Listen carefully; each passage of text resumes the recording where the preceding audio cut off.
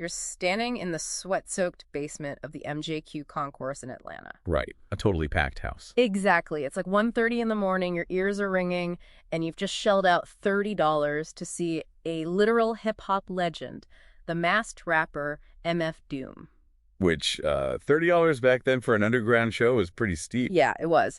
But then this masked figure finally takes the stage, and instead of an epic live set, the crowd gets this completely lackluster 20-minute lip sync performance. With zero crowd interaction. I mean, none. Nothing. And suddenly this realization hits the room like a cold bucket of water. That isn't Doom. Oh, man, and you can just imagine the tension. It erupted. People started hurling trash at the stage. By the end of the night, the venue's bathroom walls were just covered in graffiti asking, where's Doom? It's wild. But today, we're really unpacking this specific event, the 2007 Doombot Scandal. We're looking at eyewitness accounts, venue staff reports, and testimony from the promoter to figure out where performance art ends and what consumer fraud begins. Right, because think about it. It's like paying for a 5-star meal, and then the chef comes out to your table and just microwaves a frozen dinner right in front of you.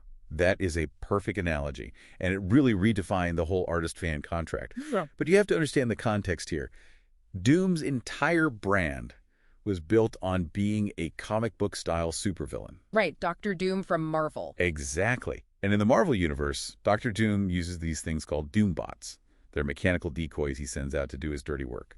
So Daniel Dumile, the guy behind the MF Doom mask, he totally leaned into this. Wait, so he actually admitted to doing this? Yeah, he wrote a letter to Elemental magazine back in 2005. He explained that he viewed himself as a director or like an actor playing Batman. To him, the mask itself was the character. So as long as the character showed up, the author didn't really need to be there. Okay, I have to push back on that Batman logic, though. If I buy a ticket to a Broadway show, I know I'm seeing an actor play a part. But hip-hop is built on authenticity, right? On that live connection with the artist. Yeah, that's true. So using a decoy isn't just theatricality. It feels like a calculated heist. You're paying for the man, not just the metal mask. And that's where the actual mechanics of this stunt get really gritty. This wasn't some high-tech hologram. It was a super low-budget bait-and-switch. So how did the fans figure it out? Well, fans on message boards basically turned into amateur forensic investigators.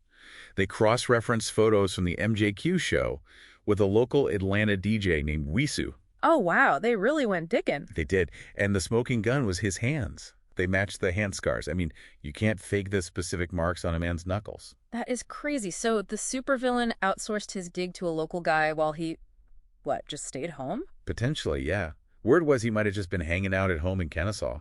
Wow.